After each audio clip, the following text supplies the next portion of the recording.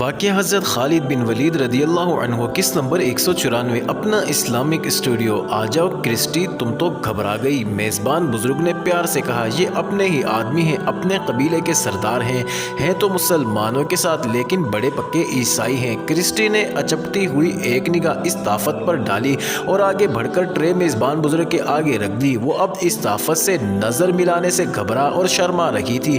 اس نے سر جھکائے ہوئے سراہی میں سے تھوڑی تھوڑی شراب تینوں پیالوں میں ڈالی اور بچوں کی طرح تیزی سے اٹھی اور دوڑتی ہوئی کمرے سے نکل گئی۔ میری یہ بیٹی بہت شرمیلی ہے، میزبان بزرگ نے کہا۔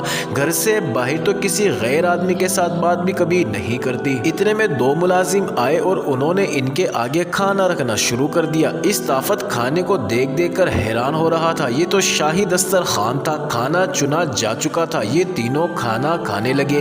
میزبان بزرگ اور پادری کچھ نہ کچھ بول رہے تھے، لیکن اس طافت کی نگاہیں بار بار اس دروازے کی طرف اٹھتی اور وہیں رک جاتی تھی جس دروازے سے کرسٹی اندر آئی تھی اور دوڑتی باہر چلی گئی تھی۔ اس کی نظریں ایک بار پھر کھانے سے اٹھ کر دروازے پر چلی گئی۔ دروازے کے ساتھ ہی دوسری دیوار میں کھڑکی تھی۔ کھڑکی کا ایک کواڑ ذرا سا کھلا ہوا تھا۔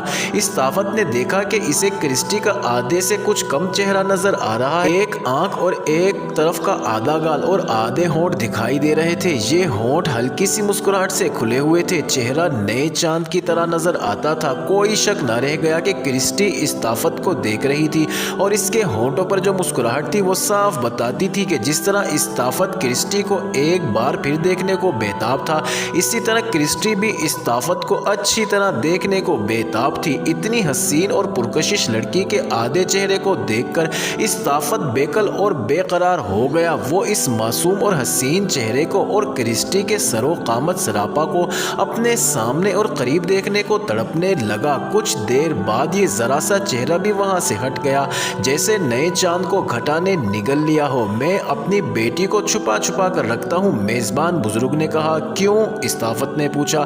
کس کی طرف سے آپ کو خطرہ ہے مجھے بتائیں، میں اسے دنیا کے تختے سے اٹھا دوں گا۔ مسلمانوں کے ڈر سے، بزرگ نے جواب دیا۔ کرسٹی پر کسی مسلمان کی نظر پڑ گئی تو پھر میری یہ بیٹی مجھے باقی عمر نظر نہیں آئے گی۔ سنا ہے مسلمان سپاہی کرسٹی جیسی کسی لڑکی کو دیکھتے ہیں تو اسے اٹھا کر لے جاتے ہیں اور اپنے کسی سالار کو بطور تحفہ پیش کرتے ہیں۔ آپ نے غلط سنا ہے محترم بزرگ، اس طافت نے کہا۔ مسلمانوں کے مذہب میں بھی ایسی اجازت نہیں اور مسلمانوں کا ذاتی اخلاق بھی ایسا ہے کہ وہ کسی لڑکی کی طرف دیکھتے ہی نہیں۔ میں اس وقت سے ان کے ساتھ ہوں جب انہوں نے فرما شہر فتح کیا تھا۔ میں نے کبھی کسی سالار کے ساتھ کوئی لڑکی نہیں دیکھی، نہ ہی کسی مسلمان سپاہی کو کہیں سے لڑکی لاتے اور کسی سالار کو پیش کرتے دیکھا ہے۔ میزبان بزرگ اور پادری ہنس پڑے۔ ان کی اس ہلکی سی ہنسی میں طنز تھا۔ تم نہیں جانتے ہمارے معزز مہمان، پادری نے کہا، تمہارے دل میں مسلمانوں کا احترام بھی ہے اور ان کی محبت بھی۔ یہ کوئی بری بات نہیں، ہم صرف یہ سوچ کر تمہارے ساتھ یہ قصہ چھیڑ بیٹھے ہیں کہ تم عیسائی ہو اور اب تک بہت سی عیسائی لڑکیاں مسلمانوں کے قبضے میں جا چکی ہیں۔ تمہیں کسی سالار کے پاس کوئی عیسائی لڑکی اس لیے نظر نہیں آئی کہ یہ کرسٹی جیسی معصوم لڑکیوں کو مدینہ بھیج دیتے ہیں۔ تم مصری بدو گھر سے دور ہو اور کچھ عرصے سے گھروں کو نہیں گئے۔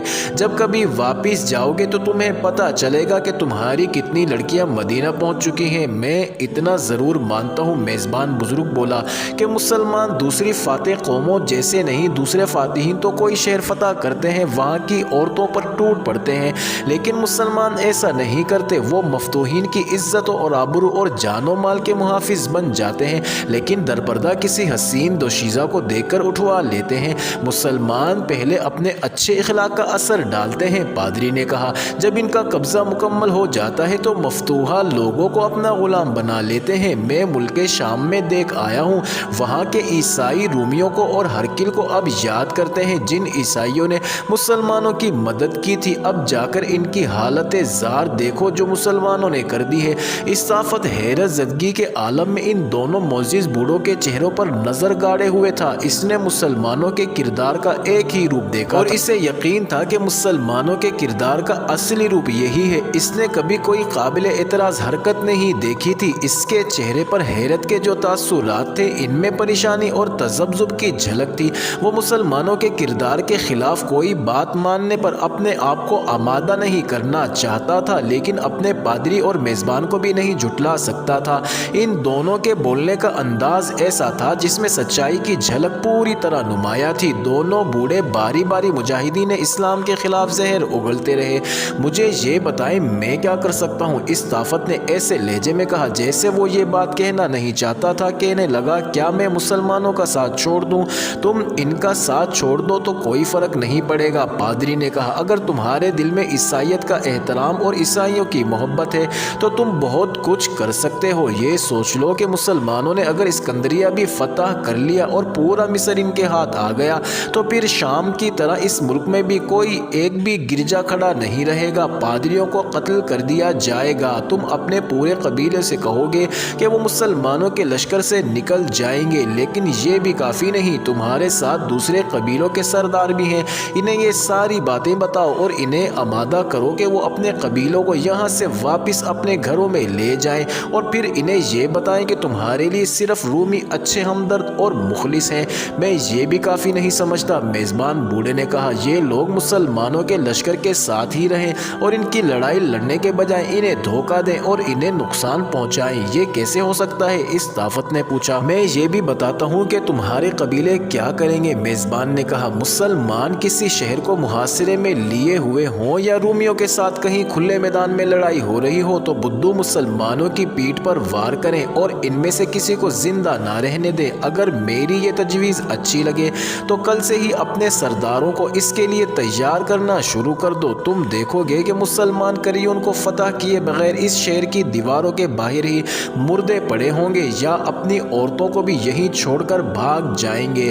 صرف تمہارے بدو ہی نہیں، یہاں تو بے شمار قبطی عیسائی بھی مسلمانوں کی مدد کر رہے ہیں۔ یہ بہت بڑا گناہ ہے جو خدا بخشے گا نہیں اور عیسائیوں کو عبرتناک سزا ملے گی۔ میرے محترم بزرگ، اس طافت نے کہا آپ غالباً بھول گئے ہیں کہ یہاں کے قبطی مسلمانوں کی مدد کو کیوں آگے آ گئے ہیں۔ کیا آپ قبطیوں کا قتل عام بھول گئے ہیں جو شاہ ہرقل اور اسقف اعظم قیرس نے کیا تھا؟ اصل اسقف اعظم بنیامین ہے جو آج تک جلا وطنی کی زندگی گزار رہا ہے۔ ہم بدوؤں کو تو رومی فوج اپنا زر خرید غلام سمجھتی ہے۔ مصر میں انقلاب آ رہا ہے، پادری نے کہا۔ شاہ ہرقل مر چکا ہے، اس کا بیٹا قسطنطین بھی مر گیا ہے، قیرس خود کمک لایا ہے۔ میں اسکندریہ سے آ رہا ہوں۔ قیرس نے لوگوں کے ایک بہت ہی بڑے مجمع سے خطاب کیا ہے اور قبطی عیسائیوں سے معافی مانگی ہے، اور اس نے اعلان کیا ہے کہ اب مصر میں عیسائیت کا راج ہوگا اور اس پر بزنطیہ کے شاہی خاندان کا کوئی حکم نہیں چلے گا۔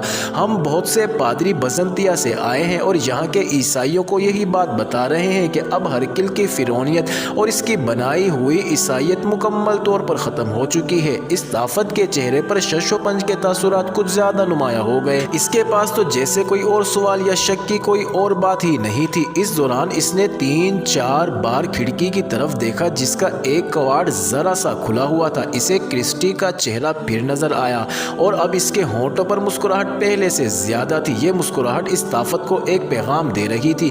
وہ آخر بدو تھا، سردار بھی تھا، اس کا ذہن علم و فضل سے خالی تھا۔ اس نے دوسری بار کرسٹی کو دیکھا تو اس کا سارا دھیان اور دلچسپیاں اس کے چہرے پر مرکوز ہو گئی۔ وہ کھانا کھا چکے تھے اور ملازم برتن اٹھا کر لے گئے تھے اور باہر رات تاریک ہو گئی تھی۔ میزبان بزرگ نے اس طافت سے کہا کہ اس کی دلی خواہش ہے کہ وہ رات اس کا مہمان بنے۔ اس طافت کا کام رسد فراہم کرنا تھا جو اس نے کر دی تھی۔ وہ رات کے لیے وہاں رک سکتا تھا اور رک گیا۔